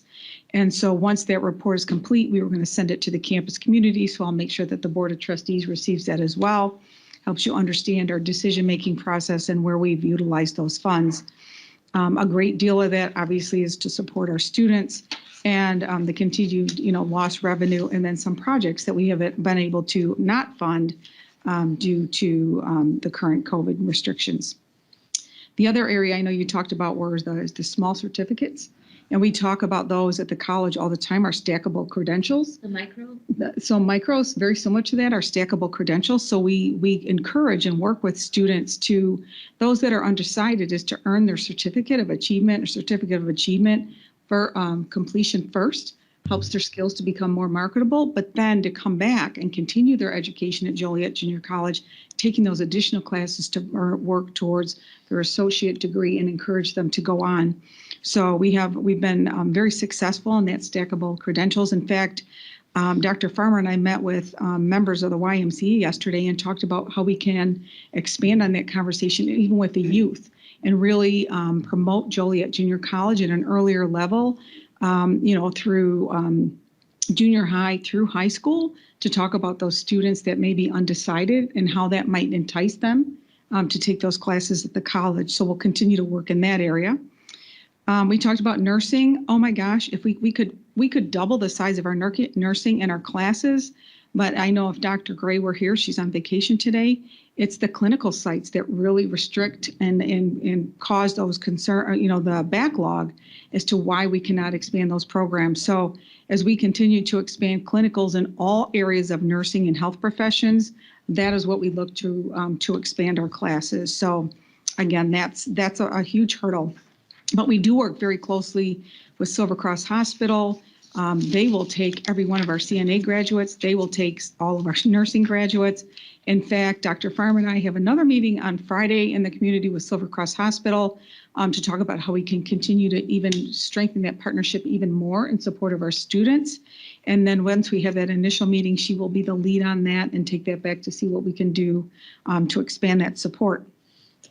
In your packet today, you received a memo from me. Between now and our next meeting, which will be January 19th, we have some critical hires that are out there at the director level. If we are fortunate to find a successful candidate, according to board policy 2.03.04, I can work with the chair and make my recommendation to him and move forward with that appointment, and then come back to the full board on January 19th for affirmation and full approval of that position. But as you know, we continue to talk about our Director of Workforce Services, our Director of DelDed, critical positions that we've got to move forward on. So you did receive a letter in your packet on that.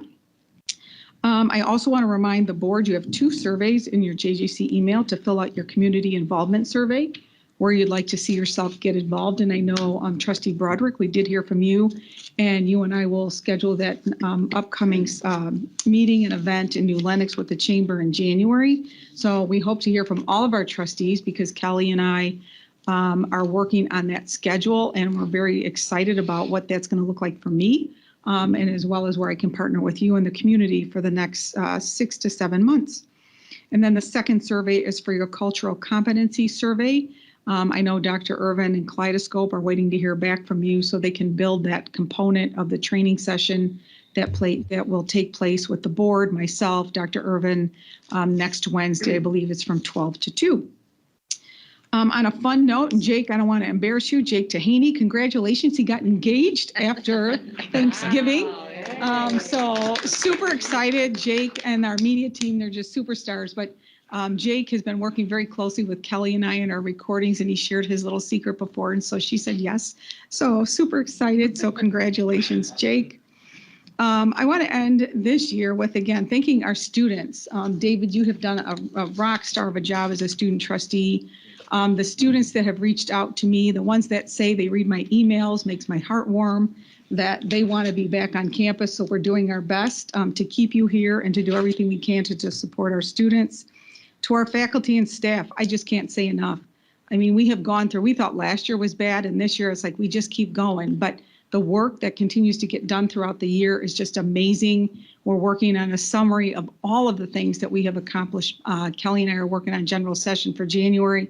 But again, just so proud of your commitment to our students and their success. Again, I just cannot thank you enough. We do have an employee holiday party on Friday. The board members, you're welcome to stop by. It's not like it has in past years. We're doing the best we can in a virtual environment. Employees are encouraged to register. They stop by.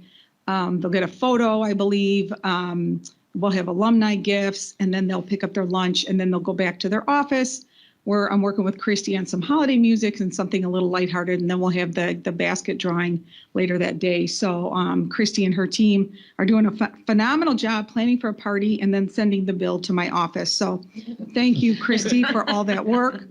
To my team, my direct reports, again, rock stars, I can't say enough. I couldn't do what I do without the, support of my direct reports. The foundation, again, the JJC Foundation, again, every time I go to them, we talk to them. They provide continued support to our students financially all throughout the year. Attorney Buck, thank you for keeping me out of trouble.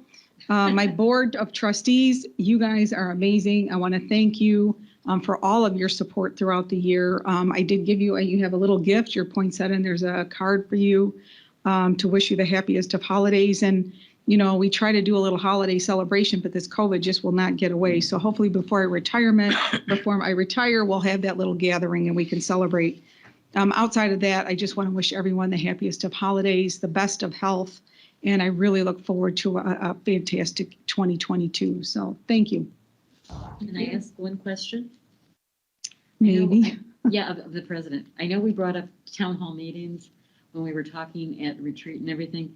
I still want, if we could keep that, because when we brought that up at the ICCTA meeting, they thought town hall meetings were a great way of increasing enrollment and getting people to know what JJC is all about. Well, and that's all part of Kelly and my strategy for, how we're going to increase that outreach. And so what's important for us to know is where the board wants to be involved. So we know that we can include you in those sessions.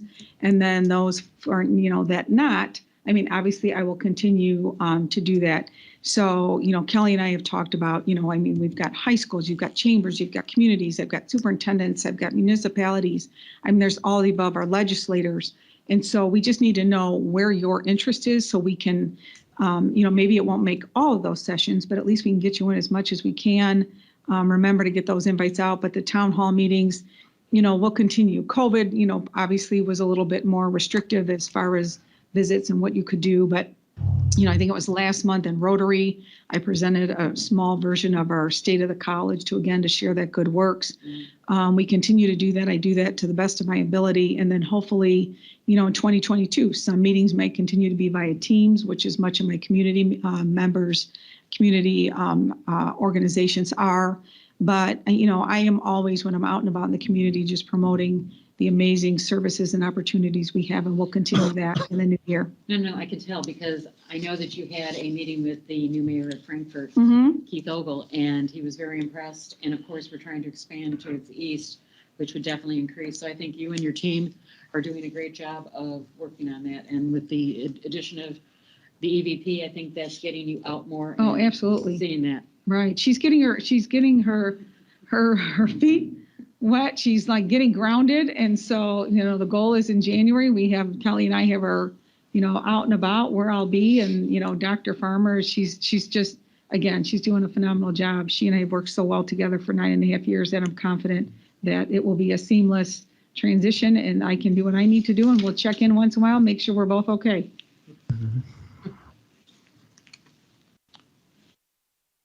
All right. Well, thank you. And thank you for the faculty and staff and of course, the president and the new EVP. I want to offer our prayers and our fondest wishes for the rest of this coming year and next year too. And we'll remember to put this down off of my face. And I want you to think about the absent friends and family, and hope that you have a wonderful new year. And that's and I can't let my reminder go past about the Cultural Competency Workshop on December 15th at noon at the Event Center. I almost forgot that. That's in person, right? Yes. Yes. Okay. I believe it'll be in this room, but we're confirming. Okay. I already did my survey. You can make it as long as you want or short, but yeah, that's important to complete. Yes, thank you. Okay, and we're just going to have a closed session on 2C1, and Merry Christmas and Happy New Year.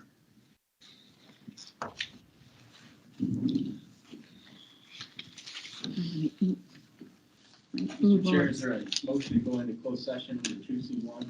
Yes, sir. So There moved. is a motion. Second. Joan? Morales? Yes. Broderick? Aye. Budzinski? Aye. Garcia Guillen?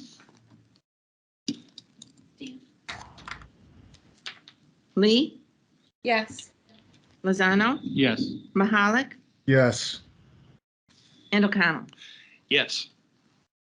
Thank you.